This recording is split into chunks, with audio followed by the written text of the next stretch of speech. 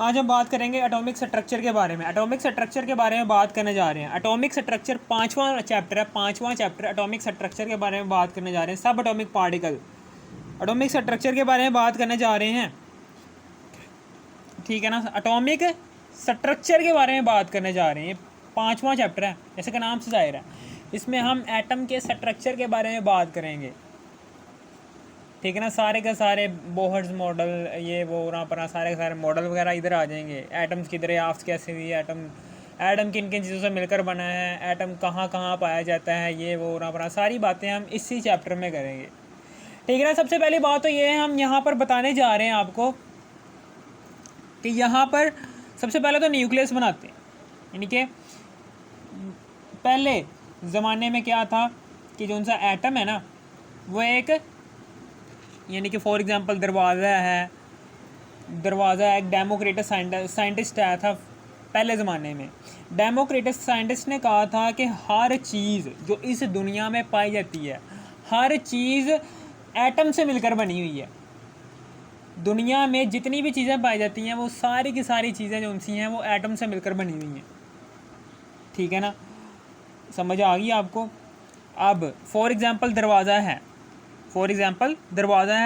एक पूरा के पूरा एलिमेंट है। फॉर एग्ज़ाम्पल दरवाज़ा है, आपके घर में दरवाज़ा लगा होगा, उस दरवाज़े को आप एक एलिमेंट कंसीडर कर लो, और उस एलिमेंट के अंदर इस तरह से क्लोज फॉर्म में एटम्स पाए जाते होंगे।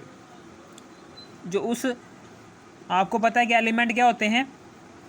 एलिमेंट हम उस चीज़ को कहते हैं कि जो एटम से मिलकर बनी होती है।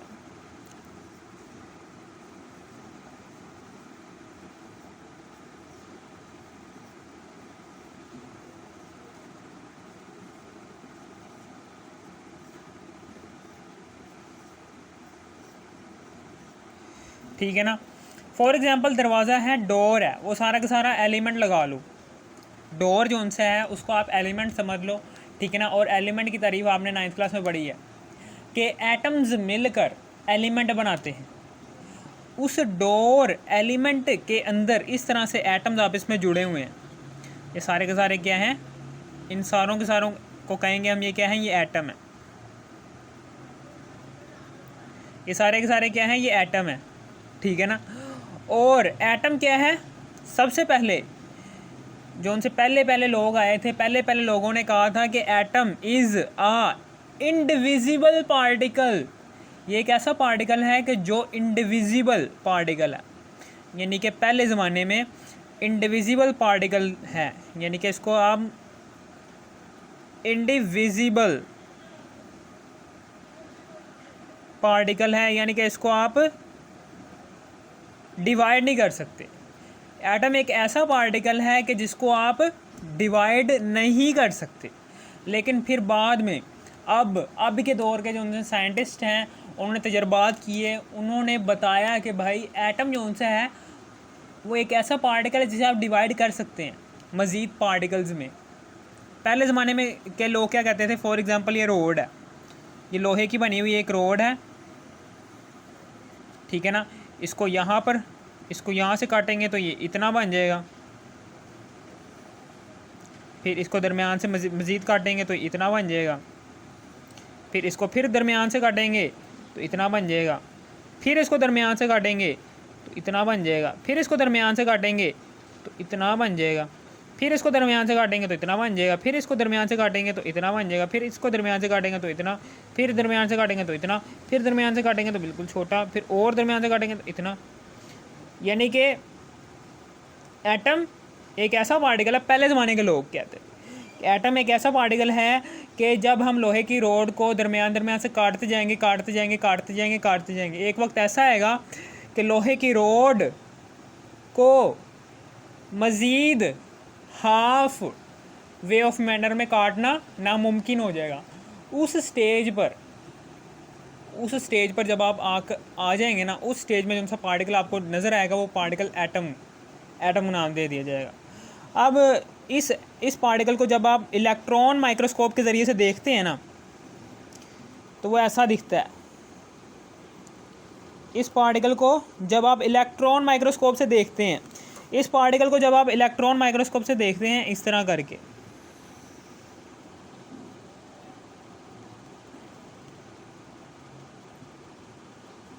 इस तरह करके आप इलेक्ट्रॉन माइक्रोस्कोप से देखते हैं ना, तो क्या होता है कि ये न्यूक्लियस है, इस न्यूक्लियस के इर्द गिर्द इलेक्ट्रॉन्स हैं। यानी कि पहल तो आपको लगेगा कि न्यूक्लियस के इर्द गिर्द उनसे इलेक्ट्रॉन्स हैं ना, वो बहुत आपको गाढ़े नज़र आएंगे। यानी कि न्यूक्लियस दरमियान से आपको और दूर दूर जाएंगे,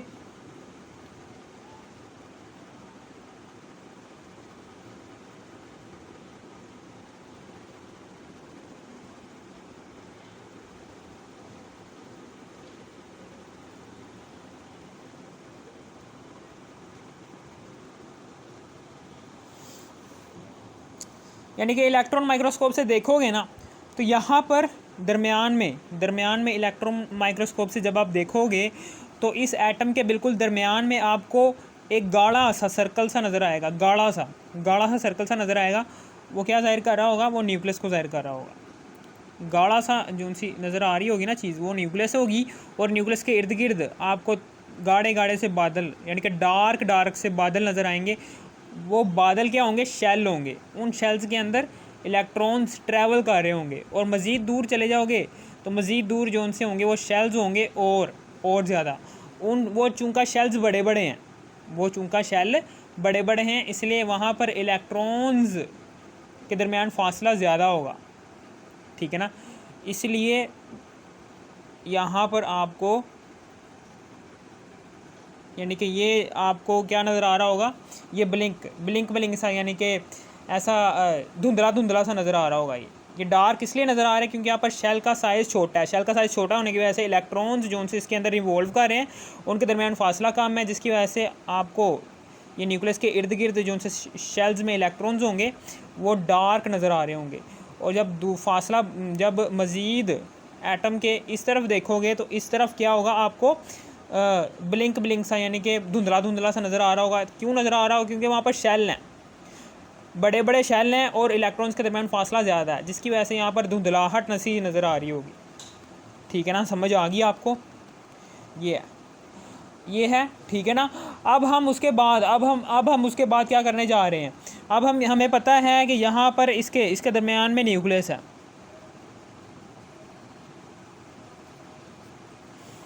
न्यूक्लियस है,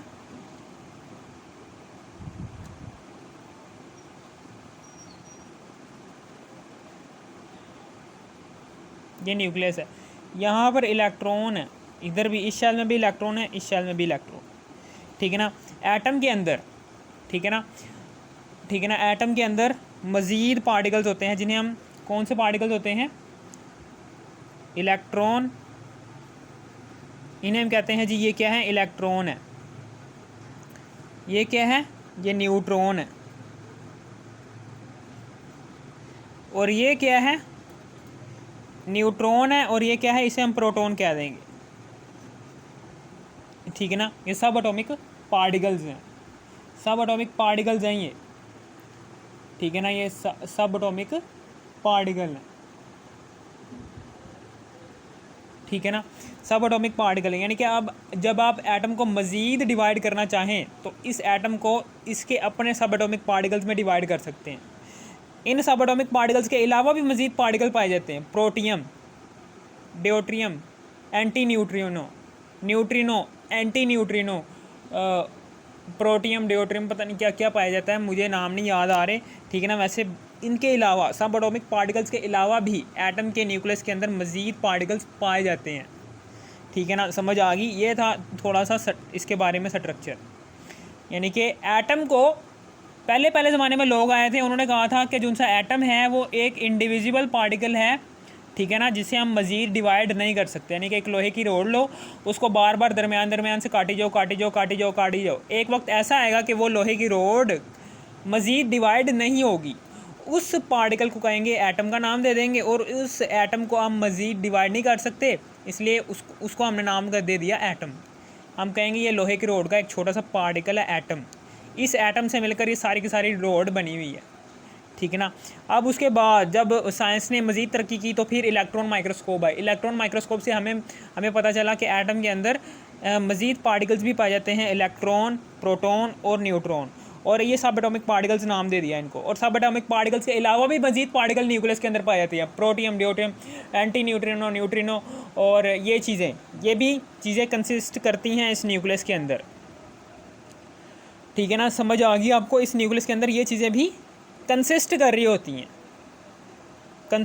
होती हैं ये चीज़ें भी, ठीक है ना, समझ आ गई। और एटम को मज़ीद इनके सब एटॉमिक पार्टिकल्स में भी डिवाइड कर सकते हैं। इसलिए हम कह सकते हैं जब साइंस ने मज़ीद तरक्की की तो साइंटिस्ट ने कहा कि atom is not indivisible particle, atom is divisible particle. Atom को हम मज़ीद तकसीम कर सकते हैं, इसके अंदर मौजूद जो से पार्टिकल्स हैं उनमें मज़ीद डिवाइड कर सकते हैं एटम को, ठीक है ना। इस तरीके से ये मफरूज़ा जो उनसा था एटम इज़ इंडिविजुअल पार्टिकल, ये गलत हो गया, ठीक है ना। एटम इज़ डिविजिबल पार्टिकल, ये हमें इलेक्ट्रॉन माइक्रोस्कोप ने सिखाया। फिर उसके बाद ये सारी की सारी बातें, ये सारी की सारी कहानी हमने यहाँ पर लिख देनी है कि atom atomic structure chapter number 5 है, इसमें सब एटॉमिक पार्टिकल के बारे में डिस्कस कर रहे हैं। और according to latest study atom is, यानी कि लेटेस्ट स्टडी यानी कि जो उनसी जदीद स्टडी है, साइंटिस्ट नए साइंटिस्ट ने, पुराने साइंटिस्ट को भूल जाओ, नए साइंटिस्ट आए, उन्होंने बताया कि भाई atom is divisible particle. Atom जो सा है वो डिविजिबल पार्टिकल है। एटम इज़ कंसिस्ट ऑफ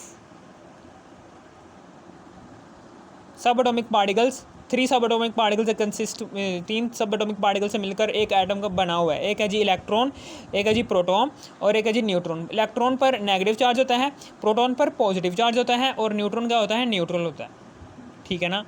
ये इनसाइड द न्यूक्लियस होते हैं, ये प्रोटॉन और न्यूट्रॉन ये न्यूक्लियस के अंदर पाए जाते हैं, जो उनकी न्यूक्लियस है ना उसके अंदर पाए जाते हैं, ठीक है ना। और ये जो सा इलेक्ट्रॉन है, ये इलेक्ट्रॉन क्या है, ये आउटसाइड, यानी कि ये जो सा आउटसाइड है, ये शेल है, इस शेल के आउटसाइड में इलेक्ट्रॉन पाए जाते हैं। इलेक्ट्रॉन जो से हैं वो न्यूक्लियस के बाहर जो से शेल्स पाए जाते हैं, उन शेल्स में रोटेट कर रहे होते हैं, ठीक है ना, एटम के न्यूक्लियस के गिर्द, ठीक है ना। समझ आ गई। आप एटम की एग्जांपल ऐसे ले लो कि एक ग्राउंड में जाओ, ग्राउंड आपको पता है कि ऐसा करके गोल सा होता है ग्राउंड भी। उस ग्राउंड के वो ग्राउंड जो सा होता है वो बहुत ही बड़ा होता है। उस ग्राउंड के दरमियान में आप फुटबॉल रख दो और उस फुटबॉल को नाम दे दो जी ये क्या है, ये न्यूक्लियस है। और वो सारा जो सा ग्राउंड होगा, उस सारे ग्राउंड में को आप नाम दे दो, वो जो सारा का सारा ग्राउंड है ना, उस ग्राउंड में शेल्स हैं, वो शेल्स हैं, ये सारे के सारे ग्राउंड को समझ लो यहाँ पर शेल्स हैं। उन शेल्स में आप समझ लो कि इलेक्ट्रॉन्स रोटेट कर रहे हैं, ठीक है ना, ऐसे ऐसे करके।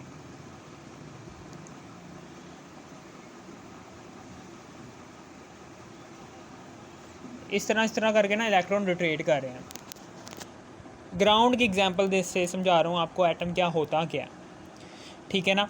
और हमेशा याद रखना कि atom is a neutral particle, यानी कि जितना एटम के अंदर नेगेटिव चार्ज कंसिस्ट कर रहा होगा ना, उतना ही एटम के अंदर पॉजिटिव चार्ज कंसिस्ट कर रहा होगा, जिसकी वजह से हम कह सकते हैं कि atom is a totally neutral particle. यानी कि जितने एटम के अंदर इलेक्ट्रॉन्स होंगे उतनी मिकदार में ही न्यूक्लियस के अंदर प्रोटॉन कंसिस्ट कर रहे होंगे, जिसकी वजह से फॉर एग्जांपल इस एटम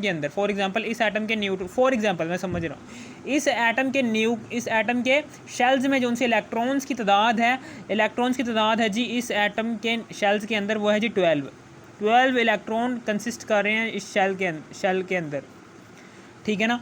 और फिर उसके बाद प्रोटॉन की बात की जाए,